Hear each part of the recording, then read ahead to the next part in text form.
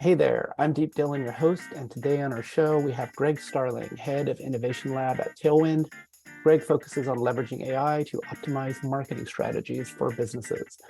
Greg's been leveraging generative AI in his products and is currently working on a book called Conversations with Robots. Today, we'll dive into the world of AI in social media campaigns and small business marketing.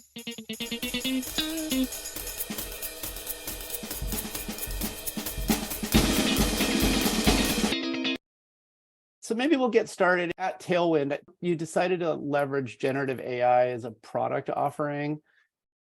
Talk to us and our many product builders that are listening. Like, how did AI get on your radar? How did you go from that stage of kind of maybe just knowing about AI through to product development and sort of integrating it and leveraging it to kind of accelerate your business?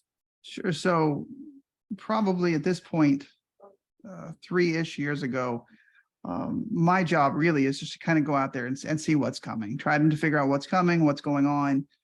And OpenAI got on our radar around the GPT-2 timeframe and started playing with that, trying to get in on some of the early betas, understand what we could do there. Really felt like that's where things were going to go. Really almost the first time that I saw what generative AI could do. It's magic, right? It feels like magic. And it's like, how do we figure out how to get this into our product? So we shortcut it, candidly. We acquired a company. So we had a company called Replier that was using GPT-3. They just early days of GPT-3. It was still whenever GPT-3 was in beta. So by acquiring them, we were able to kind of shortcut the line, start using it. Plus, we were able to acquire a little bit of talent that we needed, some developers. We had in-house guys working on it, and we're learning, but it's always nice to try to shortcut that. And people who've been living in that world. So this is, I guess, early 21. So are these this team that you acquired are like customizing models through a service offering, or are they like maybe the first version was just straight using GPT-3, and then we were working through the outputs and trying to get really good at, whatever you want to call it, prompt engineering, prompt design, but utilizing prompt design to come up with the kind of results we wanted. And they were doing it in the world of, like, you get a customer review on your Google for your business and automatically replying back based off some sentiment analysis, so looking at the stars, the star rating, looking at what the words are based off that sentiment, coming up with a reply. And so that's what we acquired. Candidly, we scrapped most of what they were doing because that's not really our business. But the concepts behind it were the same. And so for the last, at this point, over 2 years, we've really just kind of been working on really honing that in, and trying to better understand what models make sense, when it makes sense to train versus when it makes sense just to use things out of the box, when it makes sense to use single shot or zero shot or multi-shot prompts and those types of things. And so it's there's no books really to get out there and read. Unfortunately, it's so new, but there are some good groups and some good people that we're able to bang ideas off of. And so we just kind of brute forced it to get to the point. So maybe like talk us through your product a little bit. Like what's the products that you were trying to put some innovation into?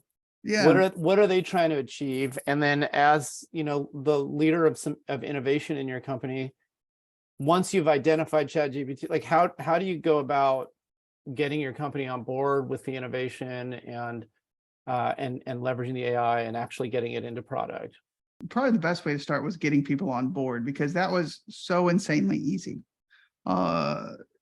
This technology is so kind of blow your mind out of the gate. And I think at this point we look at it and it's still really nascent, but even in its kind of early stage, we look at it and we're kind of getting used to it or accustomed to it. But if you go back, even 6 months, like pre-ChatGPT release, seeing you ask a question and then getting something generated blew people's minds. Like, like people would have thought, I was the greatest magician of all time, being able to say, hey, generate a Pinterest pin description. So that's what we do. We create social media posts mostly around organic content. We do some of the ad space too. And so what we're using it for today, and what we continue to build on, is around marketing. We work mostly with very small businesses. Like, people talk about like SMBs. SMBs usually are way too big for us. We work in like a whole new space. Like, we call it like VSBs, like very small business, solopreneurs, 1, 2, 3 person companies, people who don't have time and usually honestly don't know how to market themselves. And so we've created tools for scheduling, historically scheduling, and being able to batch process things like that. What generative AI got us into was the ability to start to actually do some things for them, to create these based off maybe a product they're selling, a particular sale they're running, a new line they're releasing, a new blog post they might have written, and take that content, create all of the organic social media pieces, look at what's performing, look at some sentiment analysis, and then maybe even push some through some ads. But so that's kind of what we do in a nutshell. So is that like the entry point for them? They give you a blog post, or they give you something, Yeah. or like their product catalog or something, and then you generate Yeah, that's a really good way to think about it. We do create things. If you don't have that, or you're just kind of getting started, we create marketing calendars, like I'm sure everybody has seen, so it's a lot of like Hootsuite like functionality then. Yeah. That's a really good way to imagine Hootsuite for your neighborhood painter. Your mom and pop sculptor who is back in the back sculpting stuff, and he doesn't have a social media team. That's the where, like, maybe a good example would be like what Canva is to Adobe. We would be that to like a Hootsuite. It's just a much simpler, much more streamlined, much more opinionated concept to make it much easier for somebody who doesn't live in this world to kind of get up and running. So a lot of our listeners are, product managers, product builders, maybe executives at companies that could be in a very different space than yours, but share this need to like, or this desire to leverage AI and as an innovation engine in their companies. Like, how would you maybe talk to them about your experience if you take it up a level from your specific product, but like, what kinds of things do you think they can do to, maybe get started and try to figure out how to even move forward? Like, what would that even look like in their product? I think for me, I live probably in that world that's one level up. So this is really kind of in my wheelhouse. What I use generative AI for on a daily basis, most anybody in any business would use on a daily basis. I love it for brainstorming, for saying, hey, here's my idea, here's what I'm thinking. Give me 4 or 5 counterintuitive concepts, or challenge me on this. I've actually written a few prompts just using like ChatGPT that some friends, you mentioned you have some product manager folk, they'll use to create cards. Here's my idea, and here's my concept, and here's what I want to build. Go and create a whole bunch of user stories for me, or cards, or give me some market analysis. Like anything a product person does, I think AI in a lot of ways is a brilliant assistant, and it has the ability to scale expertise. And so there's a lot of stuff I don't know. And so whenever I'm playing in spaces I don't know, I can get up to speed in a hurry, asking the GPT a lot of questions, a lot of what does this market look like? How big is the size? What's the addressable market? And it may not be perfect, but it knows a hell of a lot more than I know. And so it's going to get me a long ways there. And then I can use that to create user stories, create cards for my engineers.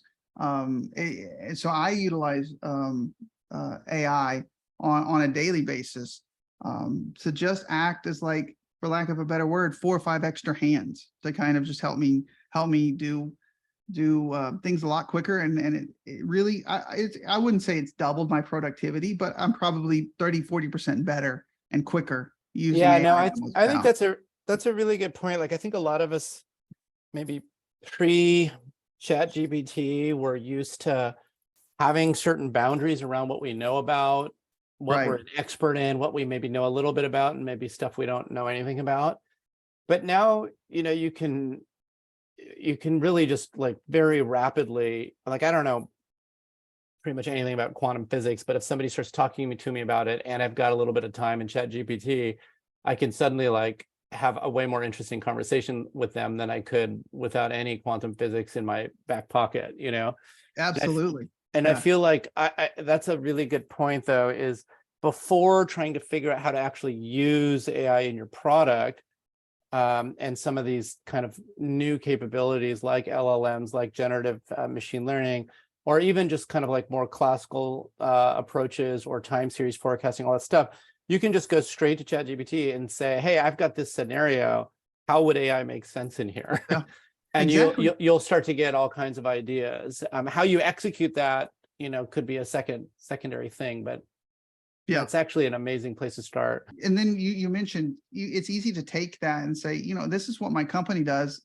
What are things that we're missing, or what are things that we could add on to? And then you go down and to your point, and how can we leverage AI? And then all of a sudden you have a roadmap that you can build out in a day that is probably better than something I would have put together in 2 weeks. It's kind of mind-boggling. I know. I mean, I've been using it flat out for like project proposals. I mean, stuff Mhm. that requires a lot of in-depth expertise. I mean, I don't just say write this proposal and go, but like, I don't have that blank page problem. And Yeah. and a lot of times though, it has some really good ideas, and then you kind of go back and forth and you're like, oh, okay, yeah, I hadn't thought about that particular angle. It's like Um, whiteboarding with a team. yeah, yeah. Yeah, and I don't know if you've seen some of the other tools out there. Like, one of the ones I really like using is Perplexity AI. It's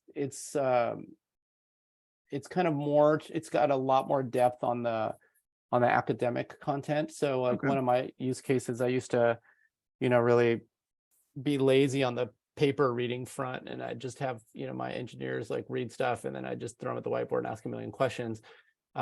Used to take a long time, but now it's like, I just go to Perplexity and just dig in on a new concept that I don't understand. And it's like a whole other level of depth. And then because of the citations, you can go read the original source materials at any time, which I find Yeah. I love really being able to cool. kind of rabbit trail that for sure. You're listening to Your AI Injection, brought to you by Xionyx.com. That's XYONIX.com. Check out our website for more content, or if you need help injecting AI into your organization.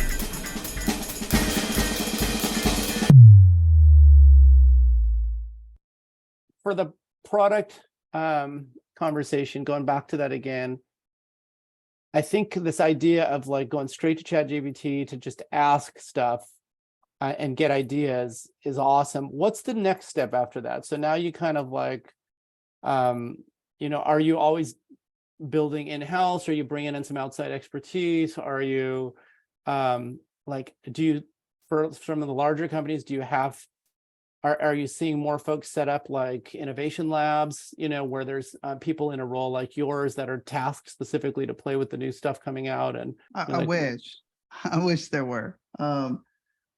It's kind of a dream job, honestly. I at a company I worked at previously, my previous roles is a little more kind of in your realm. It's more like CTO, CIO type techie kind of a roles. In my previous role, I got to go out to Cupertino and work with Apple's innovation lab, and then I went to San Francisco and worked with Airbnb's innovation lab. And I was like, I love this idea. Why aren't there more of these that are out there?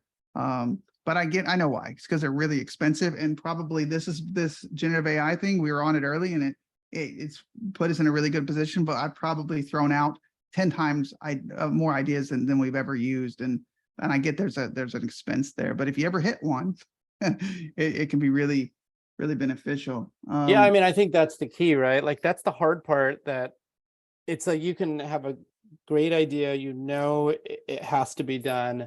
You've still got some institutional momentum that's going a different direction. In some cases, it's so obvious that you have to pivot, but almost always there's costs involved, whether it's monetary, whether it's time, whether it's we have to do this other thing to get there. And like a lot of traditional businesses just have a hard time leveraging innovation, even if they had their own Xerox PARC or they had their own, Apple Innovation Lab. So Yeah, it's just a classic innovator's dilemma, right? Like we have this engine that's making all of our money, and what you're saying is we need to throw out some or all or some portion of that and take a risk on something that we don't know is going to work.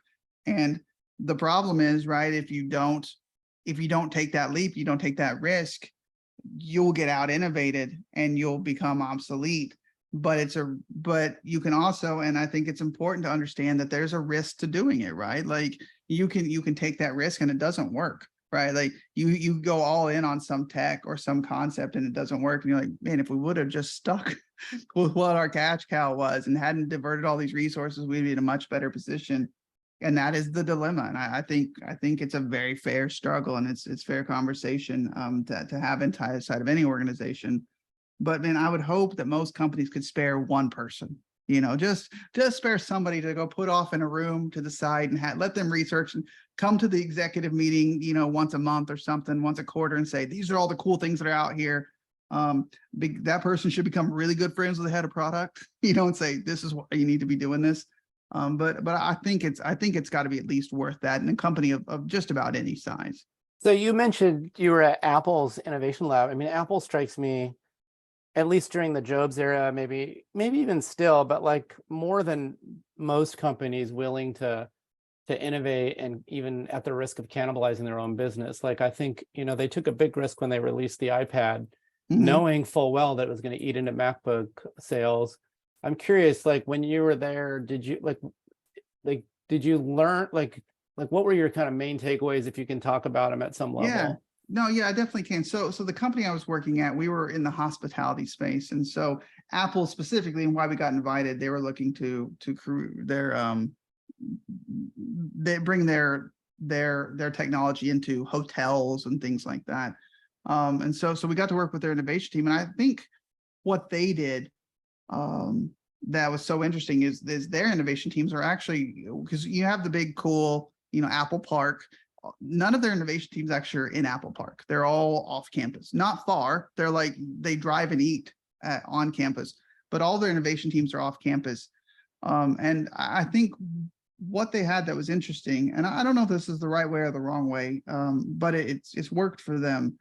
Those innovation teams didn't have a P&L like in any real way. It was very much, your job is to come up with the next new cool thing. And when you're Apple, you can do this. You can say, cost to be damned, because you're Apple and you have a giant war chest. But that was their approach. It's like, their teams are huge. They actually have 5 different innovation labs that focus on different verticals. Each innovation lab focuses on a different vertical. And those labs, they have budgets, but they don't have any expectation of generating revenue, because I think they're really good at understanding that we need to be thinking 5 years down the road. We need to be thinking 10 years down the road. These people aren't going to be the people that are going to hit our bottom line this year. And I think whenever you get short-sighted like that, when you start thinking like, what's the cool thing that you all are going to launch that's going to move the number next year, you start thinking about it in the wrong way. And I think that's one thing that Apple did really good. Is like, we don't have any expectation. What we want to do is we want you to bring something to our meeting. They had to come present to senior execs once a quarter. We want you to bring something to our meeting that's going to blow our minds. That's going to make us go, oh wow, that's super cool. And I thought I think that was actually on the walls, is present something cool. And that was kind of their mission. I think doing that put them down a path that allows them to continue to innovate and come up with things that are just different than what. Yeah, it's kind of like almost the old school, pre like Google 20% idea, approach to innovation, where you had a somewhat segregated R&D lab where you hire a bunch of bigwigs and you kind of can like contemplate out. I remember my first job out of grad school was at one of these kind of R&D labs. It was one of the first AI labs back then. It was kind of tucked inside of a giant telco, and because of a monopoly, we were able to basically have this mandate to just do whatever the heck we wanted. I mean, we had some rules. This was the company's not around anymore. It was called GTE. They got bought out by Verizon, but GTE Laboratories. But back then, our mandate was just to. I think we had a few rules. Like one of them was like no hardware, like at no like because before they had we had like there was like gigantic radar dishes and like physicists and like so they'd moved everything to software like at one point, and that was like a big decision for them. But other than that, I remember having the most bizarre mandate meetings. Like when I first started, I was like, so wait, what am I working on? They're like, whatever you feel like it. I'm like, what's my budget? And they're like, well, you get 80 grand to buy whatever you want, which this was like 1995 or something. I said, okay, but they said, but you can't spend more than 3,000 on at one blow. So everyone was like incrementally constructing like these, like their hardware devices and everything. And we came up with all kinds of cool stuff. We ended up specializing, we spent a few years doing a bunch of like 3D, world stuff, That's cool. yeah, and it was a lot of fun. But I remember part of it was that, we also, this was really early days of the internet.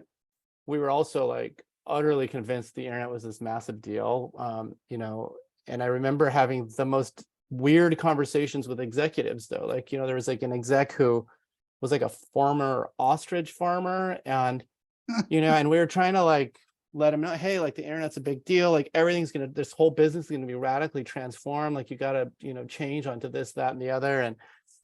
And then meanwhile we'd like give him access to we had this it's like this we had just a ton of stuff that's all become startups that are huge that we don't even think about as a big deal anymore. But you can pick anything, pick search, whatever. Mm-hmm. And we'd put them in front of a browser, and then we finally realized that, and we're like, God, why does this guy keep coming to web pages and just never clicks on anything, like never interacts? He just didn't know what to do. And so then we kind of like walked him through that, and then the takeaway was like, oh, we need to make a smartphone. But like smartphone back then was like, just like some clunky speakeasy looking thing. And that to me, like my takeaway was like, this is going to be a really tough place to actually drive innovation, because the model's broken. Like what needs to happen is anyone in this lab that wants to take this thing forward should be able to walk down, raise money, get a couple of $1 million, and then buy their freedom, go out and get out of the entity. And I'm curious, like, what your take is on that, like, like venture funds in that venture fund approach versus the kind of the big R&D innovation lab model. I like it. Now I'm not I don't know how I don't know how honest I should be about venture capital. I'm not a huge fan of venture capital. A lot of times I've just been on some bad ends of venture capital a few times. But the idea of like the first time that I was playing with the lab was as a similar type concept, and I was actually trying to stand up a lab internally. But I think having a partnership with a big company is really beneficial. Well, having access to their resources is really beneficial, because anybody who goes out and starts something, you need resources, whether that's people resources, financial resources, whatever that might be. And I think it's a really interesting, and I would love the idea of a model where the company has a little bit of an ownership in this thing that they spin out, whether that's 10%, 20%, 50%, who knows, whatever's fair and makes sense. I think there's a lot to be said for that, especially in industries that, we talked a little bit just about kind of the innovator's dilemma, where they can't kill the cash cow. It's not. They can't, they're never going to get it past the board. Or even threaten it, it's right, like, it's just a non-starter, right? Yeah, like you can grow a new thing, but you can't kill the old thing. And even if the new thing starts eating into the old thing, that can also be problematic. So yeah, and that's why I think it's a cool concept of what you're talking about. And I really like the idea of, if you come up with a new way or a new innovation that might kill the cash cow, to be able to spin that out and run it as an outside entity, as an outside organization, without all those politics, but still having the company has some upside in your success. I think that makes a ton of sense. Yeah, or maybe like for some time period, right, of first acquisition or something like that. Exactly.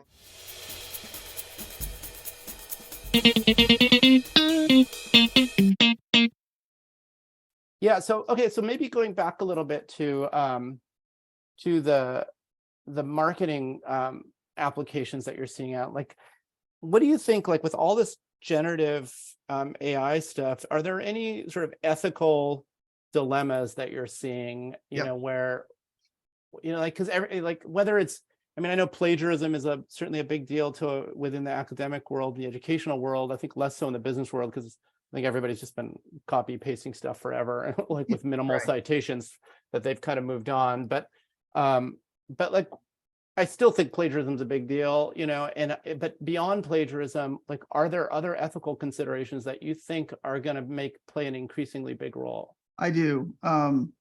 I think there's enormous ethical considerations. And I think there's getting a little more, we're seeing it more brought up, but I don't think people realize how bad some things can be. So there are multiple biases when you're looking at language models, right? You have the bias of the input, the data. Unfortunately, the internet is not always a great place. And so whenever you're training it and you're just sucking up the internet, you're bringing in a lot of those really terrible things. And I know ways like companies like OpenAI, I know Sam Altman's talked about this. They have armies of people who are trying to go through and sanitize that. I mean, they don't want people being able to rapidly generate hate speech or rapidly generate things like that. But then you introduce a whole nother set of biases and a whole nother set of problems potentially, because now it's the person who has the control on what's going in and what data is able to be output. And you have their biases. And so there's significant biases. I know we're on an audio cast here, but I'm a middle-aged white guy. If you go to Midjourney and say, generate a picture of a CEO, it's going to look like me. And there is real problems to that. You say, you can say, go generate any X stereotype, and it's going to generate somebody that looks like a stereotyped ethnicity or person. There's problems with that. Those are things that we as a society have tried to kind of overcome. And then there's real criminal type things. Like we can get real bad. I think I know my grandfather who's passed now, but he got a call several years ago about his grandson being in jail. And he called me on my phone and he's like, Greg, are you in jail? I'm gonna, I need to wire you $500? I was like, no, Grandpa, that's somebody's just trying to take your money. But for somebody who's in their 80s, I mean, that was a scary thing for him. Now imagine it's not somebody calling him, it's me, or at least it sounds like me, because they've been able to clone my voice. Oh yeah. They've been able to not just yeah, clone no, my it's funny you voice. mentioned this. Like my younger sister just texted me. She's like, oh my God, do you know about this? These folks going around with like being able to fake your voice. And I said, yeah, I've been doing this for 30 years. Like, Right. I think the first time my brokerage account authenticated me by voice, I immediately got in and said, no way, Turn you have that to off. completely disable this from my account. I do not under Absolutely. any circumstances authorize this. Yeah, and for somebody like yourself who has all these podcasts and all this information, I can not only clone your voice, I can make it sound like you. Like You can make it your look like style. me too. I mean, there's That's enough true pictures of too. me out on the web. I mean, all of us who are Yeah. technology leaders, you're out on the web. You've been Yeah. there for a while. Yeah, and I think those are some real ethical problems. The ability to fraud, to drive. I mean, we've seen it in elections already, and it's just going to, because one of the big benefits, and I think one of the magical things about AI and generative AI is it can be personalized to an incredible level, like an advertisement that looks like it was written just for you, because in a lot of ways it really was. And that's kind of a magical experience. And you're like, I didn't even know I needed this thing, and now I do. But whenever you do that in ways to shape policy and to shape public opinion, and you can kind of prey on the worst demons of people, I think there's some real ethical concerns there. And I probably go back and forth. I'm a little worried that I'm probably a little bit of a libertarian at heart. I know a lot of us tech people tend to kind of lean that way. You do your thing, let me do mine. And so I'm a little worried if regulation gets out in front and tries to solve problems that don't exist. But I'm also worried that some of the problems that will rise will be so big, we'll have wished we would have thought about how to solve them before they pop up. And so yeah, I think there's some real concerns that How do you tech leaders need to be thinking about.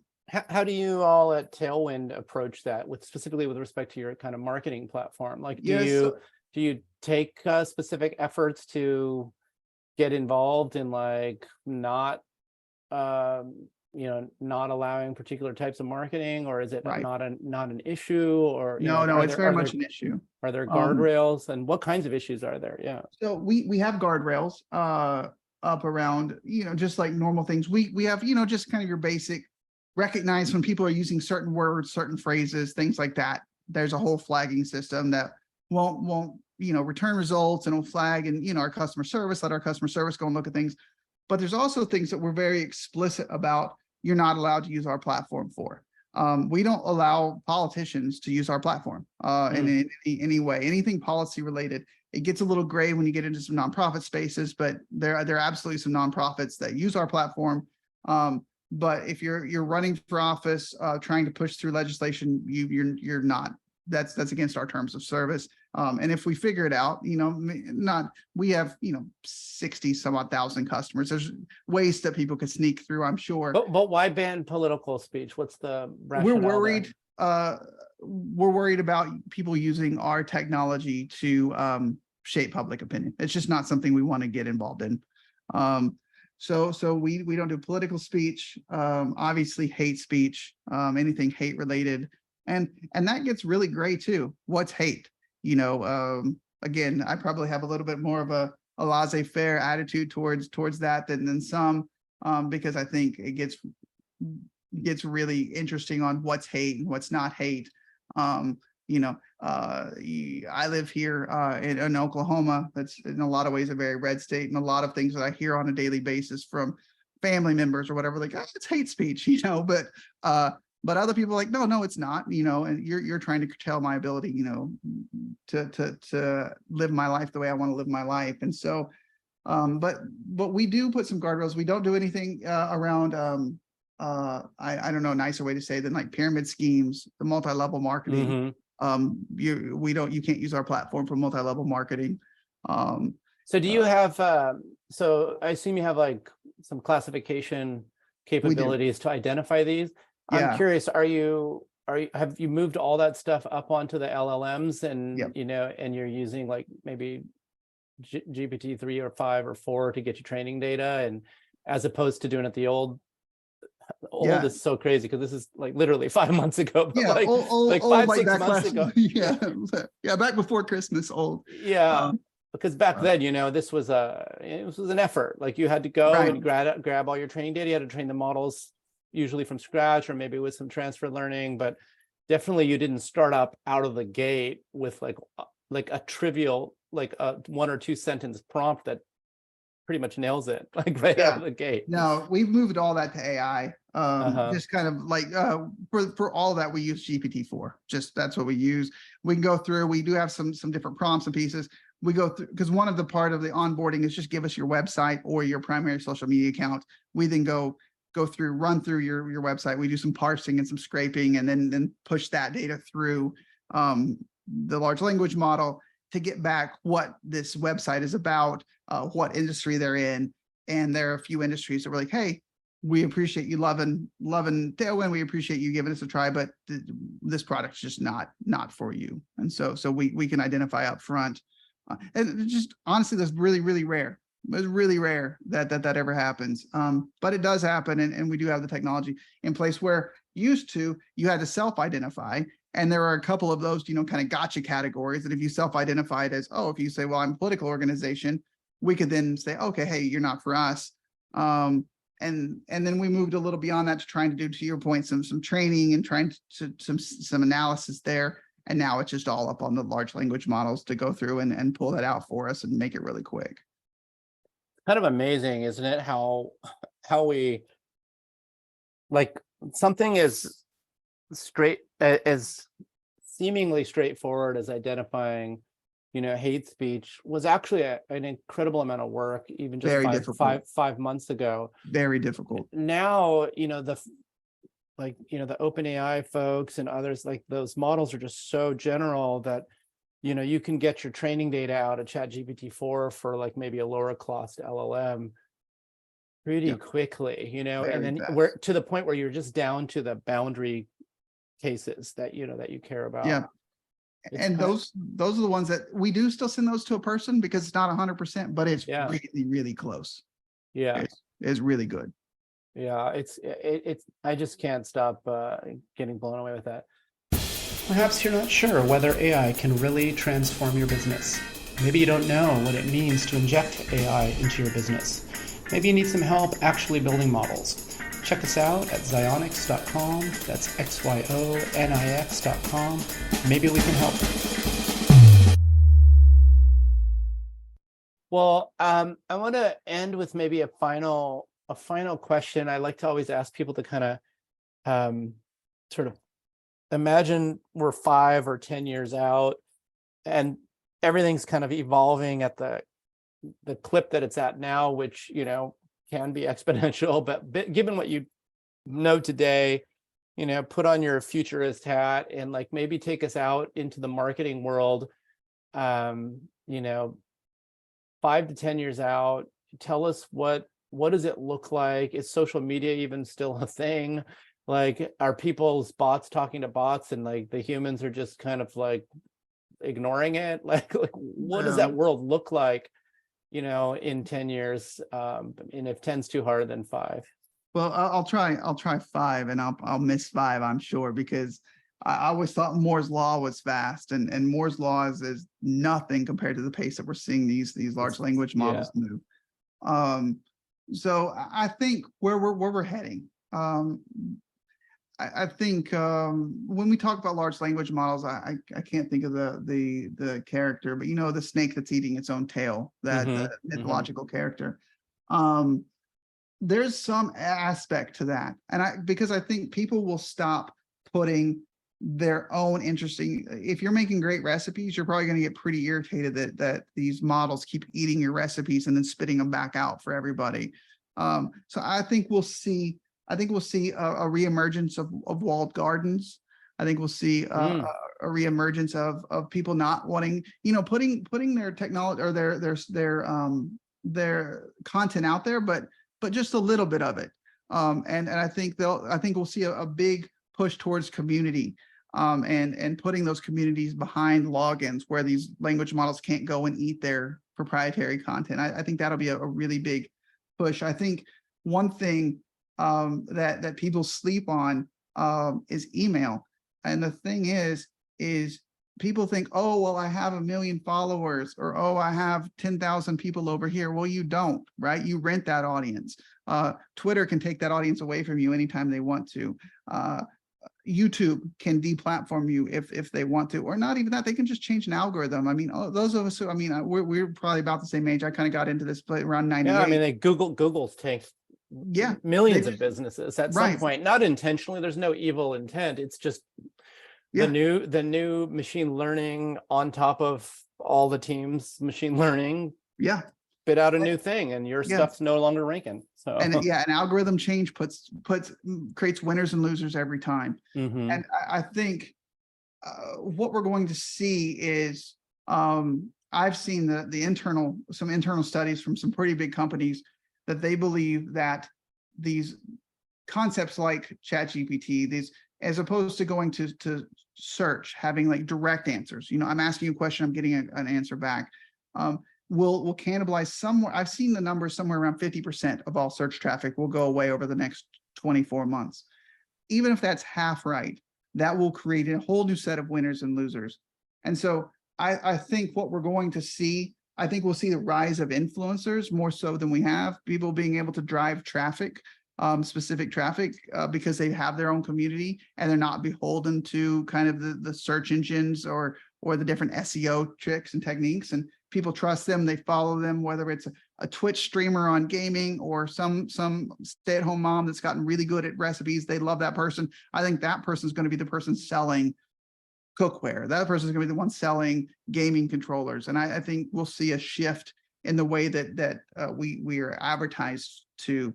A lot of times I don't think we think of search engines as advertising necessarily, but that very much is. I mean, that's how businesses survive, is they have high rankings. So I mean, there's hundreds of billions, if not Yes. dollars going through that ad platform. Like it's 100%. I don't think so. I know for a fact this is not some inside information because Microsoft has said this and screamed it from the rafters. They lost search, and they will spend and stop at nothing to try to win this. And so I think they'll be interesting. I think we're going to see a big Google, Microsoft, Bing versus Google search fight. And I don't think it's going to end up, my guess is I don't think it's going to end up with one clear winner. I think we'll see a much more fragmented search space, especially as we move more towards digital assistants. I mean, most everybody has some kind of an Alexa or home or something in their house.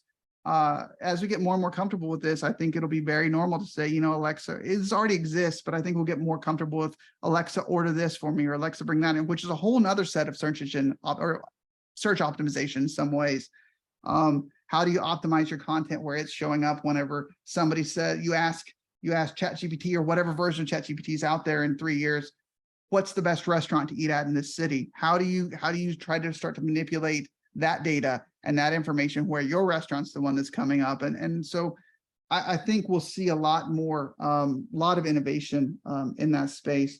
But if I had to say just the one thing I would go back to, I think we'll see a massive rise of micro communities. That would be my guess, is we have a whole lot of like-minded, and I don't think this is necessarily good. I think that's one of the beautiful things of the internet, and it's broken to a large extent. But one of the beautiful things of the internet is I could get online and I could learn things from people all over the world from different backgrounds than me, and really kind of challenge my viewpoints and move things around. And I think that's what made the internet so beautiful for the first 20-ish years of the internet. And I think we've seen the internet turning more and more into an echo chamber as people have realized people react towards things that they're like. But I think that we'll see a hyper focus towards that, and there will be some good come from that. You have that chef that you love their recipes and you join their community and you're able to go and bounce some ideas, and there'll be some really bad come from that. But that would be, I think, what we'll see. If I had to say one thing that I think we'll see over the next 5 years, I think we'll see a hyper-focused niche communities. And I really think on the AI front, the AI agents, which we didn't get a chance to get into, but I think AI agents will be handling the vast majority of our tasks. It knows who I am, it knows what I like, and it knows that I'm planning a 7-day vacation, and it not just goes out and books an itinerary for me. It creates an itinerary for me, comes back, I approve it, and it goes through and books and plans it all out for me, uses my airline miles to book. Yeah, like a lot of the stuff we're seeing with Auto GPT, a lot of those experiments where you're going, you have like a long arc thing to solve, like plan my vacation, which involves a lot of queries, a lot of reading, a lot of distillation, a few like follow-up clarifications, much more so than it's almost like you could just imagine like a much deeper personalization lens put on top. In some senses, we're kind of coming full circle. Like take something like travel planning. We used to have this place, I don't even know if they're still there, called they were called Council Travel or something like that. And you used to walk in there when young people would go in there and they're doing a backpacking trip, and you'd sit down and the person working there just knew everything, every little quirky thing all over the world, every plane ticket hack, and they knew what your budget was, and they would just figure out everything. It was like amazing, and then at some point we got into the hell of having to book our own tickets. Right. And I feel like we'll probably just come full circle back to that kind of elite kind of concierge experience is kind of what I tend to call it, where you've got people that can get you what you're really after, not just these little things that you have to where you have to waste 3 hours in front of Google like digging around forever. Like it'll be able to take up a lot of that small space. I love that that term. I'm going to steal that, just so you know, that elite concierge experience. I think you're 100% right. I think that's one of the great things that's coming. I'm excited about that. That's all for this episode of your AI Injection. As always, thank you so much for tuning in. If you enjoyed this episode and want to know more about utilizing AI in your business, you can check out a recent article of ours by Googling how to spot great AI opportunities in your business, or by going to zionics.com/articles. Also, please feel free to tell your friends about us, give us a review, and check out our past episodes at podcast.zionics.com. That's podcast.xyonix.com.